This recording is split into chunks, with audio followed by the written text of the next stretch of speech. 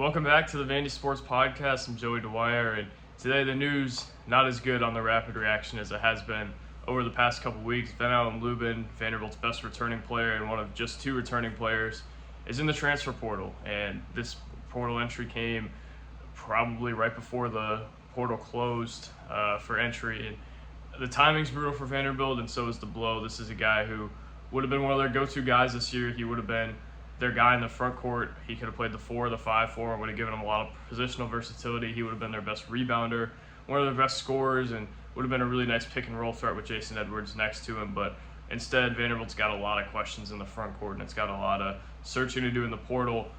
In the front court, we'll talk more about it, but I want to shout out our presenting sponsor, the Wash House. Thank you to the Wash House for presenting our basketball content this season. Ven-Allen Lubin was a big part of what we covered, but he's gonna have a lot of suitors in the portal, and for good reason. I think he proved a lot this year. I had some questions about what his game really entailed as he came from Notre Dame, but man, I think he had a really nice year and probably a better year than I had expected him to have. He was a bright spot on that team that really had none throughout a lot of the season. Jason Torres was one for a couple weeks, but Vanderbilt really never had a consistent bright spot out of Lubin and Magnon, and Lubin, I think, was the one that you really hung your hat on because maybe he could return. And for a while, it seemed like he would return.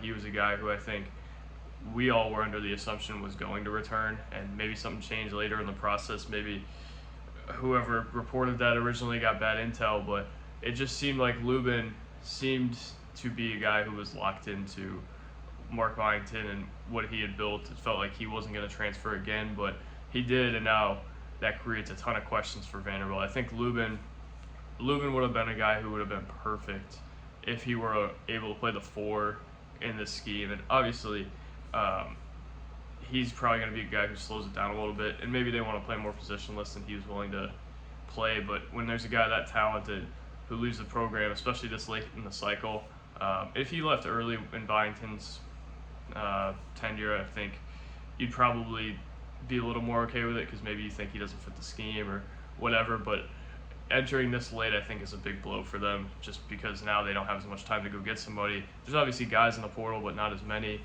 Who knows, maybe Lubin considers coming back, but that hasn't historically, under Mark Byington at Vanderbilt, been a thing that's happened so far. Colin Smith didn't come back.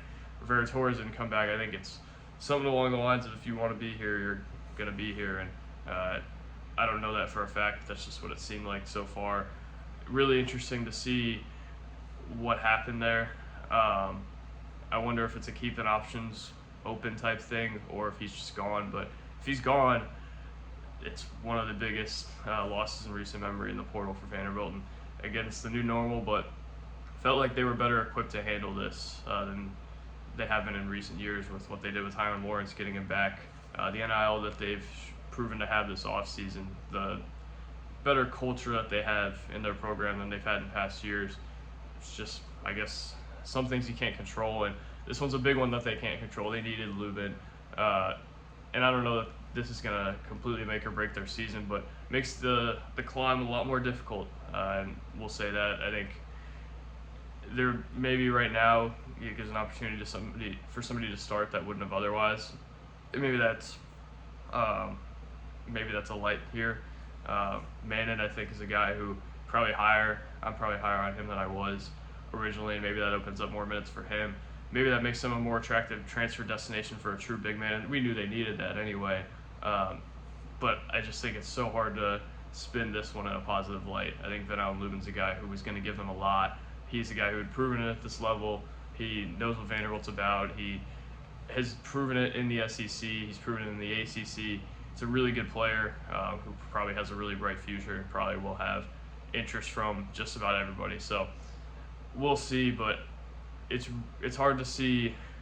Well, not hard to see, but it's getting harder to see a path to the tournament if they don't shore up that front court. Because I think we all knew that they needed one more in the front court anyway. Now it's essentially just Jalen Carey, I guess, and then a few undersized guys. But it's in J.Q. Roberts, I guess, maybe slides to the 4 now, maybe slides to the 5. But they're going to have a harder time, and it's going to be an uphill climb now. just because of the timing of this and just because of where they already were in the front court, it's going to be a tough couple weeks for them to try to fill that. But if they can, I think they've got a shot. I don't think they're completely out of it yet.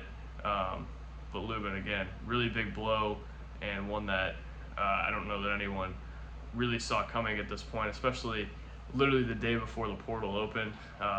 It's interesting, and I think a lot of teams got a lot of peace today knowing that guys can't go in really and be eligible. But Vanderbilt, I don't think, got that same piece as Lubin leaves, and they have one remaining player from last year's roster, which again isn't inherently a bad thing, but that was the one you wanted to keep. Maybe you wanted to keep Rivera Torres and Colin Smith, but Lubin was the guy that you were really looking at and saying, we want that guy back. And obviously he has his challenges. He's undersized to play the 5 in the league.